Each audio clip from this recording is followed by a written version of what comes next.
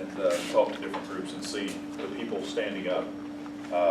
And I'll talk a little bit about that, but mostly I want to be able to answer questions. We found out, especially running this race, that we spent a lot of time talking to a lot of different people. And it's almost impossible to stand up and make a stump speech and cover every issue that's on everybody's heart. And so, a while back we did something that consultants had told us you don't want to do that. You don't want to just open the floor and just have anybody ask a question. But that's really, I think, part of what's wrong with Washington, is that they've been groomed to go with an agenda and not listen to what the people say. And so I want to open it up and allow you guys to ask questions, specifically policy, because a lot of times I don't talk a whole lot about policy because there's just so much. I mean, it's so broad. There's so much that has to be done. We tend to pigeonhole. But first of all, I want to say thanks to Gail, and especially for coming, even with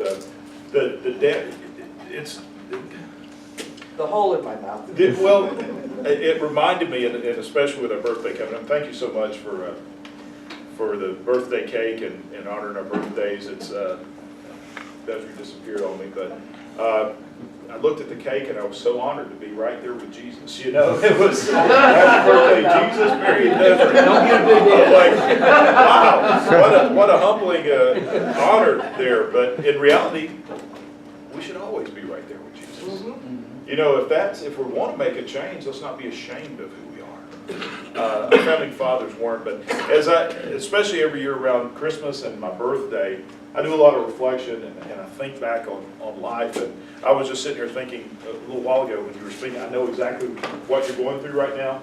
I was there several years ago. It was right after September 11. If many of you remember, there was a little memorial that was established right here in downtown. I just had the vision of doing that. And as a result of that, I was asked to speak at memorial services and prayer services that we had. I think it was a year or two after 9/11. It was one of the first speaking engagements. You know, since then we've spoken all over. We have a ministry, a nonprofit where we teach constitutional principles. But back then I was asked to speak before this group. I mean, there were probably going to be 100 people there.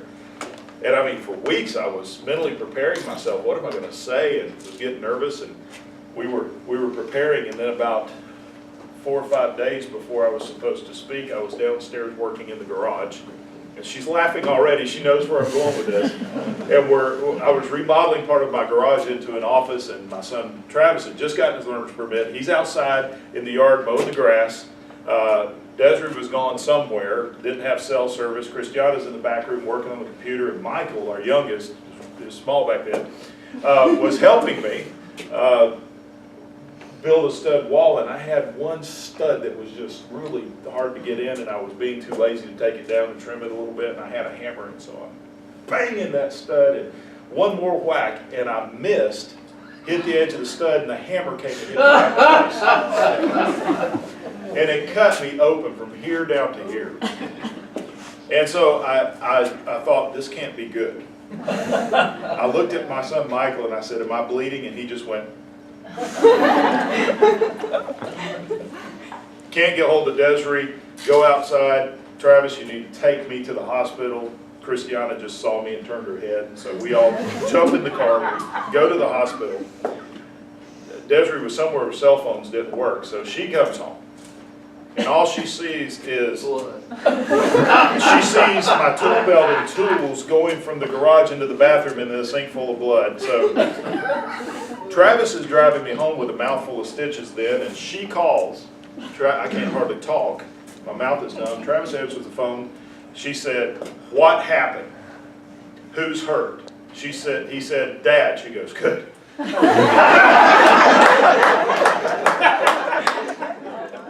I think what she meant was, okay, he can handle it, but you know. So I ended up giving that first big speech of my life with a mouthful of stitches. So I appreciate you being, we thought about canceling, but decided no. And so, but you know, also I was just spent a lot of time reflecting. And several years ago, it was right after September 11. I sat down and I'm turning 50 on Saturday, and I don't mind turning 50. What I mind is when my kids introduced me saying, My dad turns a half a century old next week. That's a little different perspective, you know. Ideal for here. But, you know, as I sat looking at what had happened to our nation just in the time period from when I was a kid, you know, when I was a child looking at what happened, and I actually wrote a letter to my children a few years ago that just contrasted what America was like from when I was a child to the time 2001. I mean, just simple things such as going to school. A pocket knife was part of a boy's clothing. It was part of what you were. If you didn't have a pocket knife, something was wrong with you. You show up with a pocket knife today, you may not be allowed, you're gonna leave in handcuffs. When I was in high school, I had a gun rack. Yes, I drove a pickup truck. I still drive a pickup truck, and I still wear cowboy boots. But I had a gun rack on my truck, and I had a shotgun, a 410 shotgun, and a 22 that I took to high school every day because the football coach would go squirrel hunting with us. I can remember my English teacher going out and checking out this 22 because it was one my dad gave to me that he had bought when he was a kid in the parking lot. If you watch television, if you remember, the most risque thing on television was Barney and Thelma Lou talking about going to the duck pond. And you look at what we have today, and we wonder what has happened to America. You know, John Adams said, our Constitution is for religious and moral people. It is wholly inadequate for the government of any other. He was simply saying our form of government is unique from any form of government in the entire world, because our government relies on self-governance. And we've lost that idea of what self-governance is. We think there's an organization that's a society for self-government, which it's really more of a libertarian group, which is we need almost no government, everybody should be able to do what they want to do type thing. That's not what self-governance is. You see, biblically there's four forms of government: self-government, family government, church government, civil government. And the amount of power and authority that's given to each is in that order. And what our founding fathers understood is if we govern ourselves according to what the founders called the natural law, which is the scriptures, then there's very little need for government because, as the founders said in the Declaration, the government's sole purpose is to preserve rights. To preserve your rights so that someone else doesn't violate your rights, or, as the founders said, the judgment of the natural law, such as thou shalt not kill, thou shalt not steal, thou shalt not commit adultery, thou shalt not covet. These are the things that our founding fathers said were those natural rights that were given to individuals, and government, as it says in Romans 13, it exists as ministers of good to protect your rights from being violated for someone else. If you're a moral people, then you don't have the propensity to actually violate somebody else's rights because you respect those rights. So when you have a moral society, there is no need for much government. A small government will work. But when you have an immoral society, government tends to grow and becomes more powerful. Our government is for religious and moral people. It's a religious government because our entire form of government comes directly from the scriptures. Now, we've lost that idea, we've lost that sentiment. And the result of that is what we've seen is this degradation of not only our society, but our entire form of government over the past half century. We've seen it accelerated since 2001 to where we are today. Let me just quickly run through these issues, top political issues. And if you will, as I just go through, if you think this is a major issue today, just nod your head, raise your hand, whatever. Corruption rampant within our government. Nobody think those. Legislative bodies enacting their own will while ignoring the will of the people. Rampant increase in taxation to fund programs and policies opposed by the people. Attempts to regulate and ban the citizens' access to arms and ammunition. Policies that redistribute the wealth of the working class citizen. Harassment and oppression of the church. Government policies that manipulate or restrain the free market. Rampant growth in the size and power of the government. Policies that favor one class of citizen or exempts the government from laws and regulations that it passes. Centralization of power, the federal government overstepping the authority of state legislatures. Government taking private property without due process. Government bailing out selected businesses deemed too big to fail. Declining economy due to poor fiscal policies. Massive debt being forced upon future generations. And government spying on its own citizens in the name of national security. All of the above. That's Mark Levin's book. Well, the irony of this is that list was written in 1774. Wow. Wow. Let me give you a couple of illustrations. Pick one. Government bailing out selected businesses deemed too big to fail. You remember the Boston Tea Party?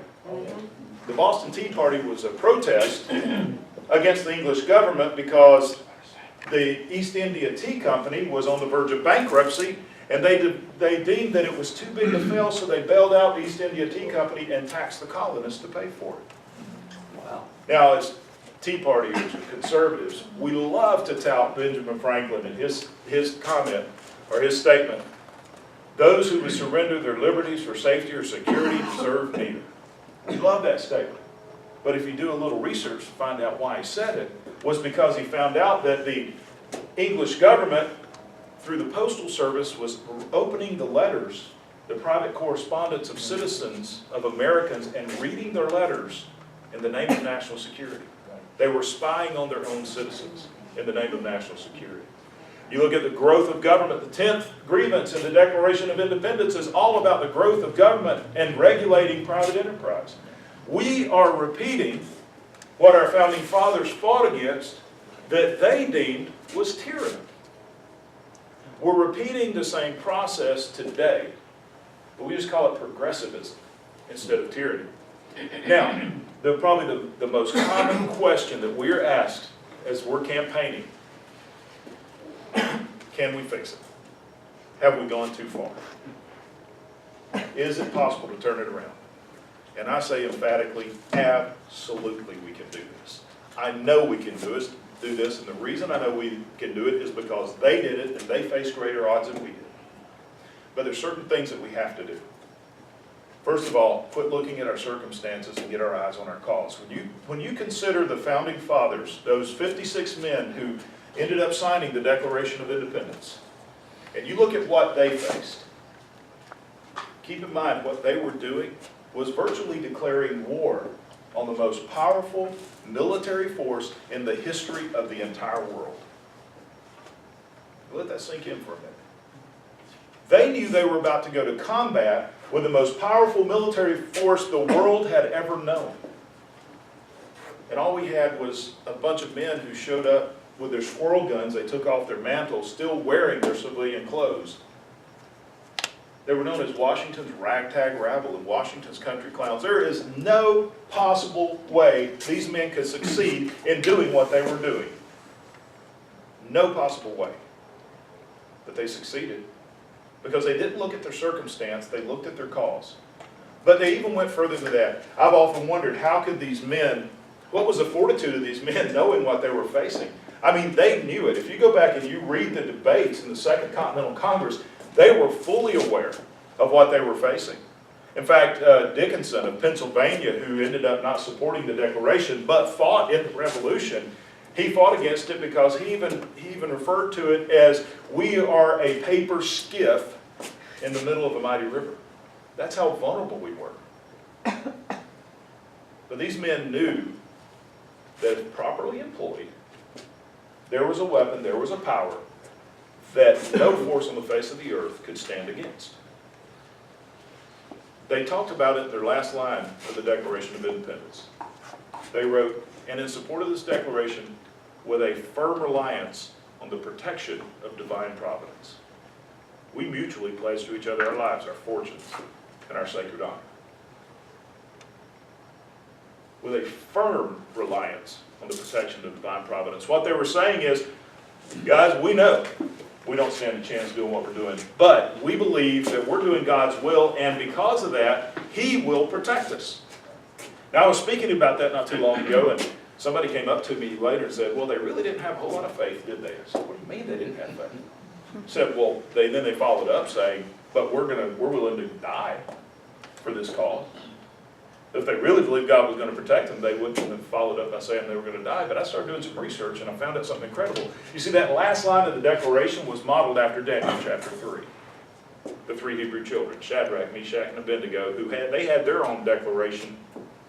Their declaration was, we're not going to bow to anybody but God. And the government, the law, was passed saying, you will bow, or you get thrown in the furnace. They told the king, said, we understand the authority that you have, and you have the authority to throw us in that furnace. We believe God will protect us. But then they used 3 words. But if not, we still won't bow. That was commitment. That was commitment. And that's what the Founding Fathers were doing, saying, hey, we know it's impossible, but we're willing to give our lives, our fortunes, our sacred honor, not for ourselves, but for a future generation. So the first thing we have to do is look at our cause. You have to define your cause, but we have to look at our cause, not the circumstances that surround us, or we're going to get deterred. The second thing that we have to do, all of us together, is go back and know our heritage. We have to know where we came from. Because if we can emulate what the Founding Fathers did, then we can succeed in this as well. In 1774, Thomas Jefferson was appointed to a committee. He was a member of the House of Burgess. He was appointed to a committee. They were looking at these 15 issues. And they wanted to determine which one of these were the greatest threat to the liberties of the people of Virginia. And as they went over all these, they determined none of those were the most dangerous thing facing the people of Virginia. Today, we have to look at these issues and say, what is the most dangerous thing facing America today? And I bet if we go back and look, we're going to agree with what Thomas Jefferson and the committee in the House of Burgess determined. They said it was none of these. The greatest threat facing the liberties of the people in America was a lethargic people. In his autobiography, he talked about it, that the people were asleep, and not only were they asleep and they didn't realize the threats that faced their liberties, he went on to say that we had an entire generation that had grown up in basically comfort and peace and had never known one important factor, which was a public call to prayer and humbling themselves before God.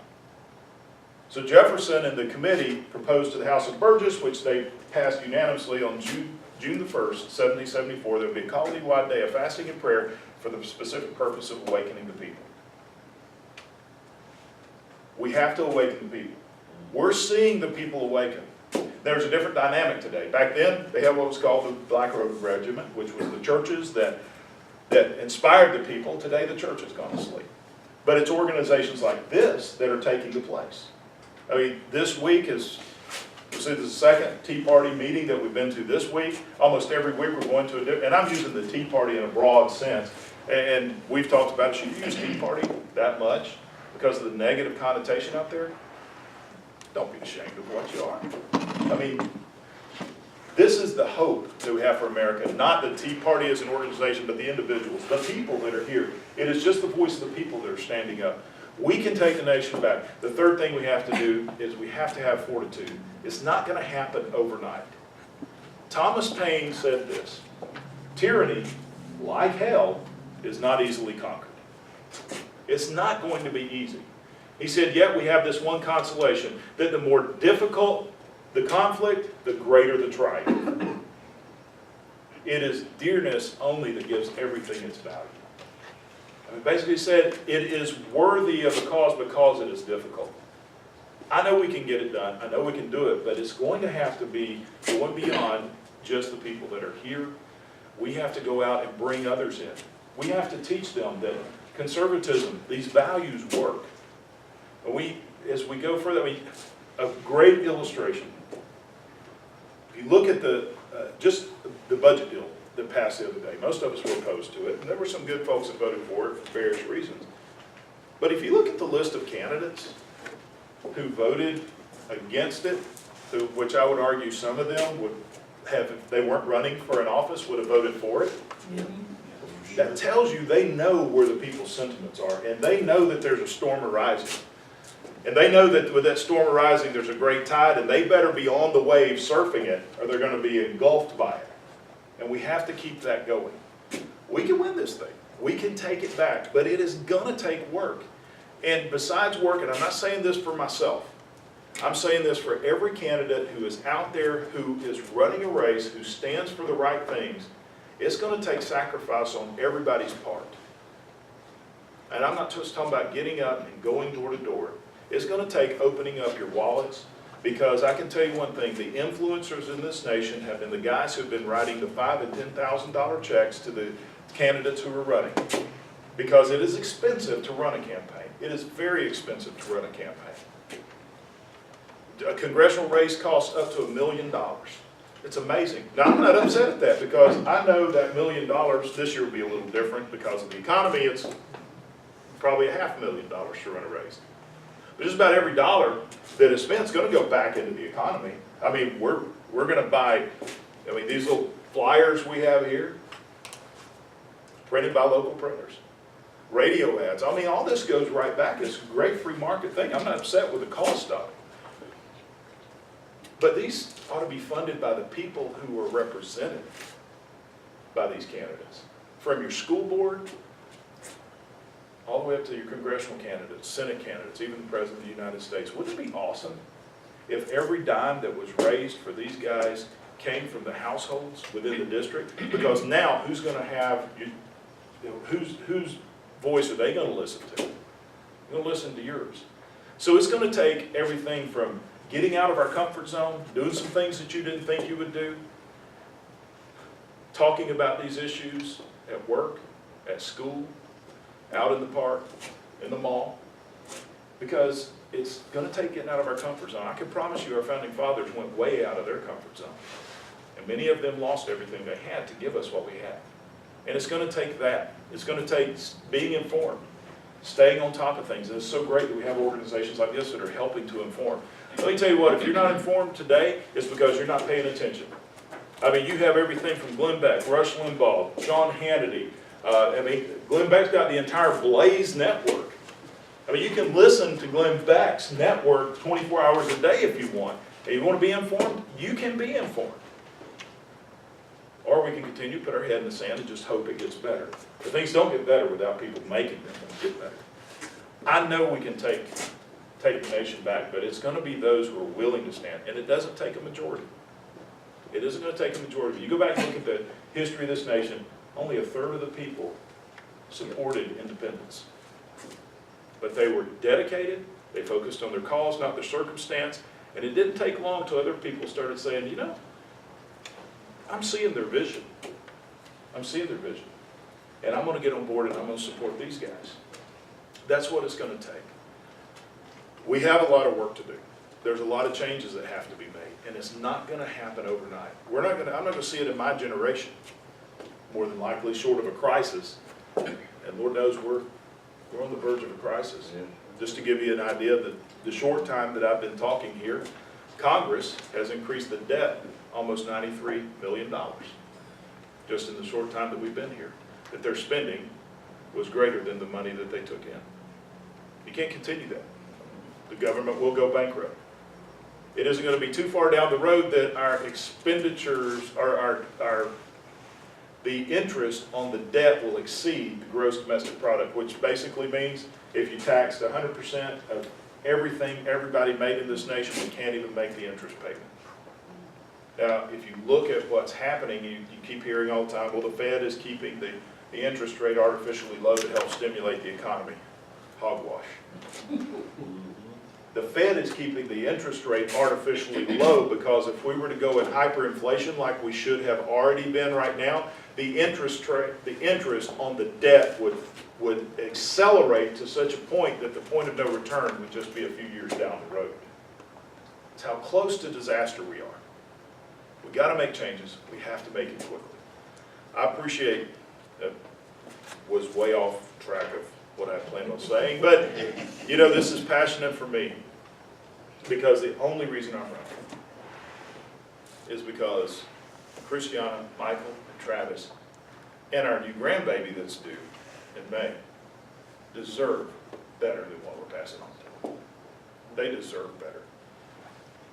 That young grandchild when he or she is born, I was talking about this the other day, and I kept calling the baby she. I guess, I don't know, I don't have insight, but when that baby is born, the moment she becomes a new American citizen, she is already going to be in debt $60,000. $60,000 because of irresponsibility. That can't continue. We have to make change. So anyhow, with that, I'll be glad to take some questions. It can't be too hard. Well, I guess they can. I'm learning how to deflect those, so that's okay. Hey Barry, how would you have voted, or what are your views on this budget deal that was passed? Yeah. And I'll be, in all honesty, I can't tell you definitely because I don't have all the information that the guys there do. From what I know, I could not have supported it. Now that is no way condemning. Some very close friends of mine voted for it, and I understand their strategy. Let's do a pro-con. The good thing about it, we have a budget.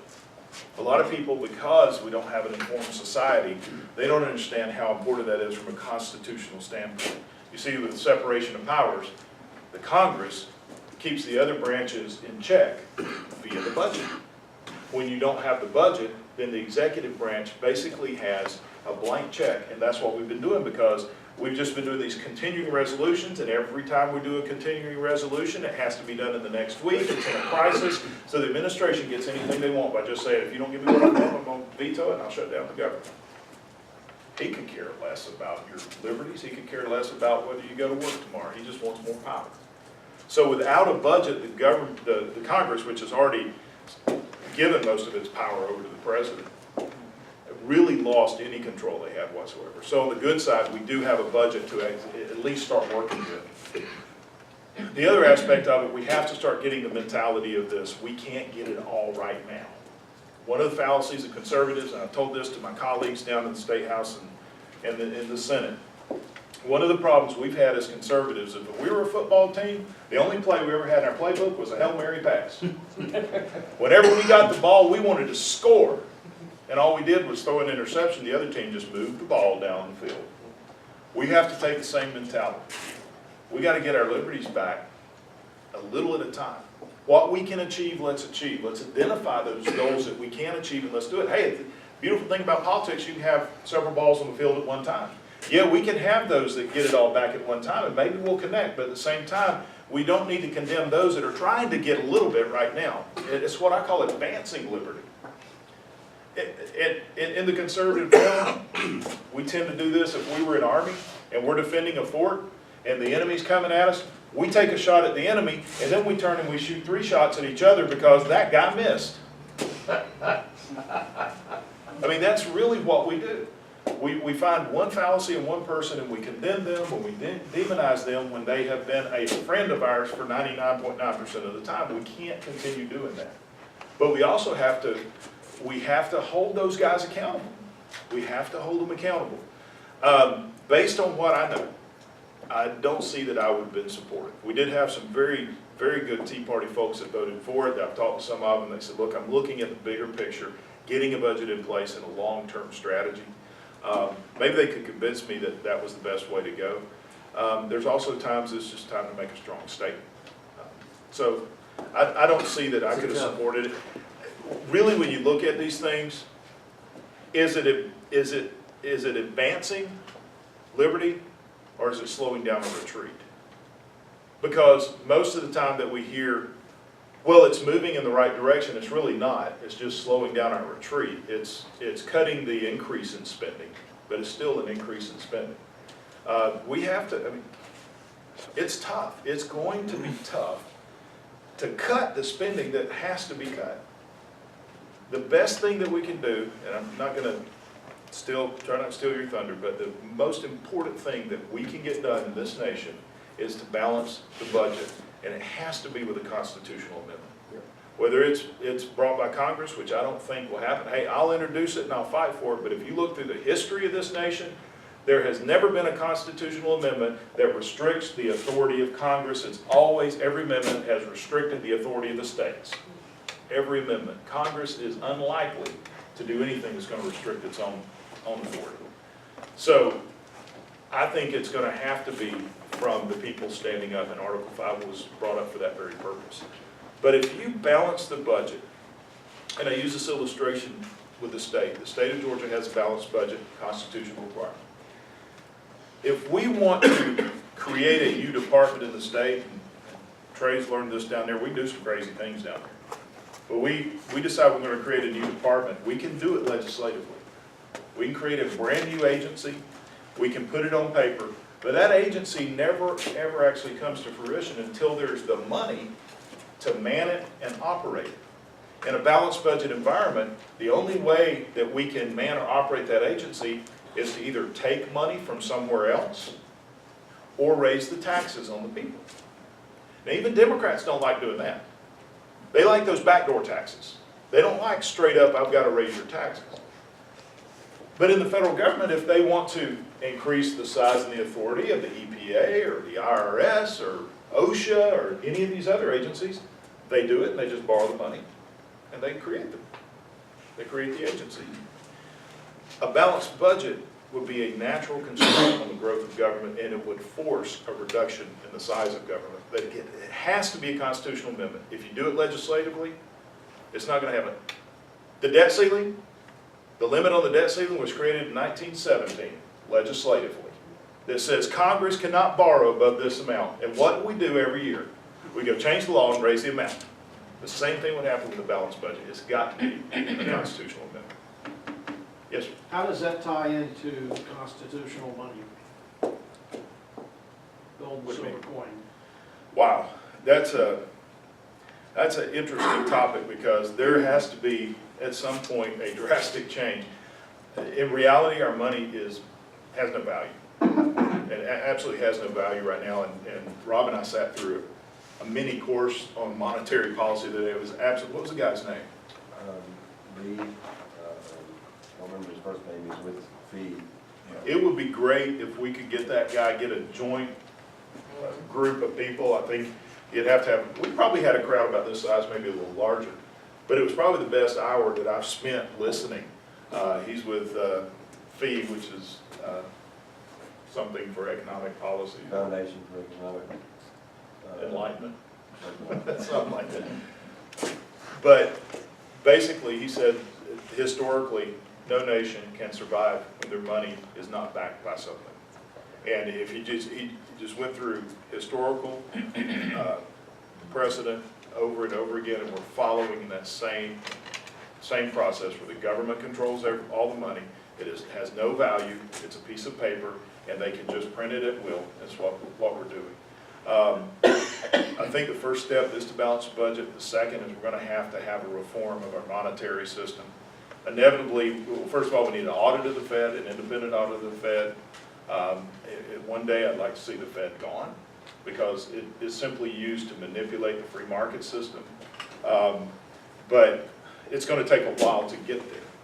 But he brought up, I think it was in 1875, there was a bill, because it was right after the Civil War, monetary policy, I mean, dollar had no value, and so they introduced an act that was passed that brought strength back to the dollar. I mean, we can go back and from a historical perspective, look and see what they did at that point, because you had the South was flooded with Confederate money, which had no value, and now the Civil War